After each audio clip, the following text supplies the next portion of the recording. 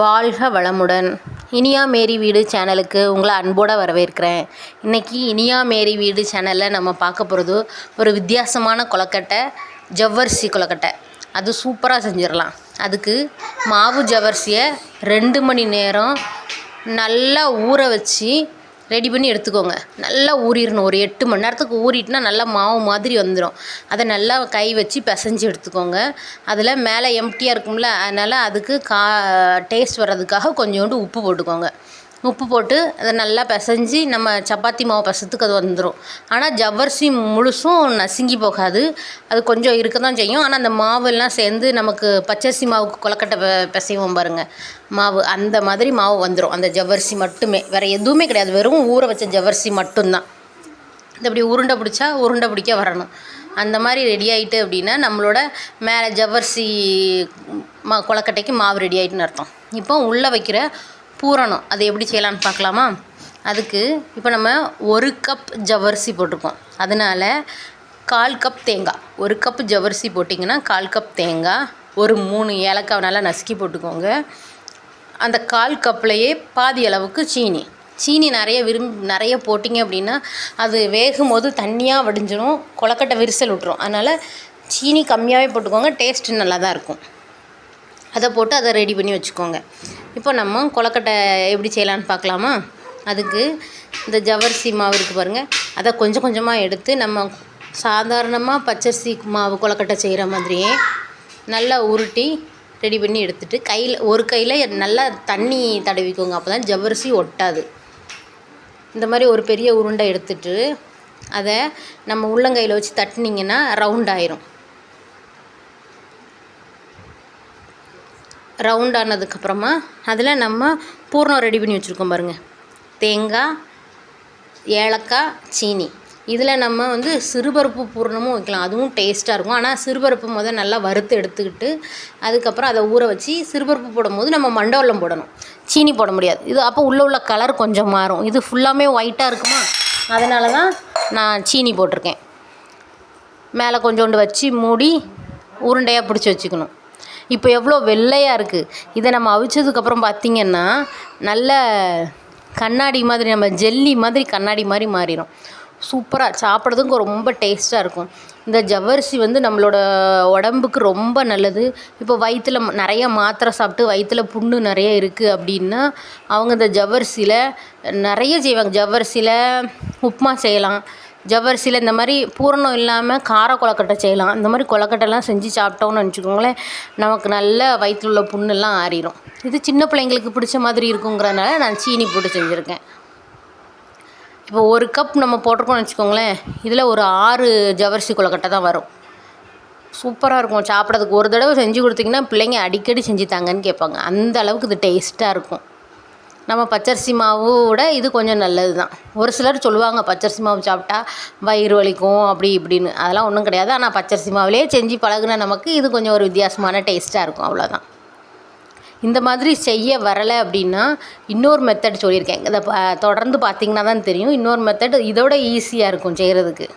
இது நம்ம தட்டு மாதிரி செஞ்சுட்டு அதுக்கப்புறம் அதில் சீனி வச்சு அதுக்கு மேலே இன்னும் கொஞ்சம் ஜவ்வரிசியை வச்சு மாவை வச்சு அதை மூடி ரவுண்டாக நம்ம செய்கிறோமா. இது நம்ம துணியில் செய்வோம். துணியில் செஞ்சால் இன்னும் சூப்பராக இருக்கும்.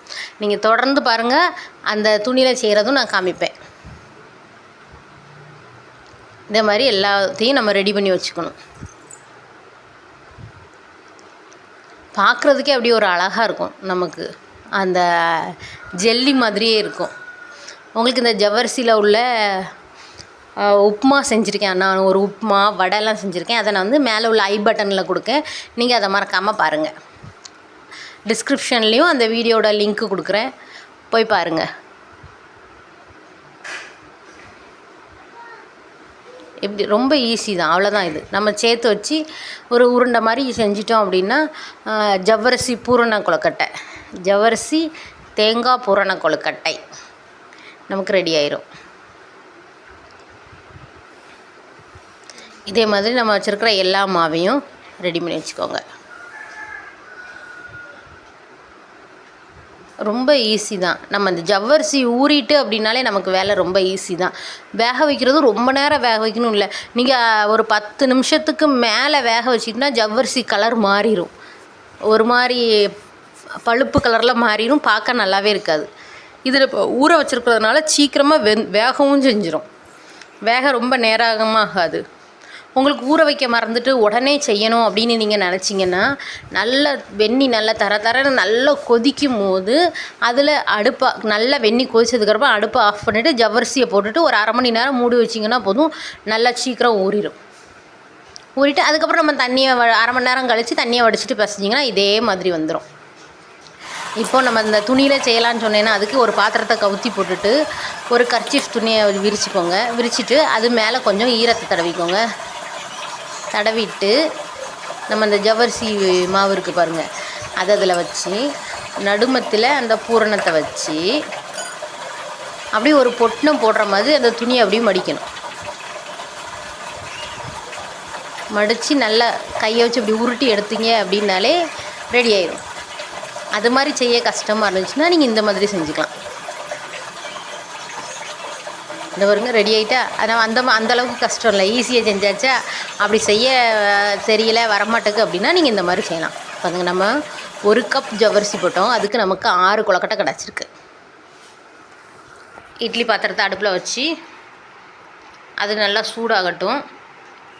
அதுக்குள்ளே நம்ம இட்லி பாத்திரத்தில் இட்லி ஊற்றி வைக்கிற தட்டில் துணியை விரித்து நம்ம பிடிச்சி வச்சுருக்கிற ஜவ்வரிசி கொழுக்கட்டையை அதில் ரெடி பண்ணி வச்சுக்கலாம். இப்போ துணி போடாமல் வைக்கிங்க அப்படின்னா தட்டில் எண்ணெய் தடவிக்கோங்க. அதுவும் இந்த நம்ம இட்லி ஊற்றுற பள்ளத்தில் ஓட்டை இல்லைன்னா தான் நம்ம எண்ணெய் தடவி அது பொரித்து வைக்க கரெக்டாக இருக்கும். இந்த மாதிரி இருக்க எல்லாத்தையும் ரெடி பண்ணி வைப்போம். அவிச்சதுக்கப்புறம் பாருங்கள், அது கலரே வேறு மாதிரி இருக்குது, எப்படி வெள்ளைன்னு இருக்குது. அவிச்சதுக்கப்புறம் பார்த்திங்கன்னா நல்லா சூப்பராக கண்ணாடி மாதிரி இருக்கும் பார்க்குறதுக்கு. இந்த நொங்க தொலியை உரிச்சிட்டு வச்சா எப்படி இருக்கும் அந்த மாதிரி இருக்கும் பார்க்குறதுக்கு. கலர் மாறிட்டா. ஆனால் நீங்கள் துணியில் வச்சுருக்கும் போது அடுப்பை ஆஃப் பண்ணிவிட்டு உடனே எடுக்கக்கூடாது. ஒரு 5 செகண்ட் அந்த இது சூடு ஆறுனதுக்கப்புறம் நீங்கள் எடுத்தால் தான் வரும். எடுத்ததுக்கப்புறம் நம்ம ஜவ்வரிசி கொழுக்கட்டை ரெடி ஆகிட்டா. இந்த ஜவ்வரிசி கொழுக்கட்டை உங்களுக்கு பிடிச்சிருந்துச்சுன்னா இனியா மேரி வீடு சேனலை சப்ஸ்கிரைப் பண்ணுங்கள். ரொம்ப பிடிச்சிருந்தா லைக் பண்ணுங்கள். ஏதும் தப்பு செஞ்சுருந்தேன் அப்படின்னா அதை கமெண்ட் பண்ணுங்கள். இல்லை உங்களுக்கு வேறு எந்த மாதிரி வீடியோ வேணும் அப்படின்னும் நீங்கள் கமெண்ட் பண்ணுங்கள். நெக்ஸ்ட் வீடியோவில் சந்திக்கலாம். பாய்.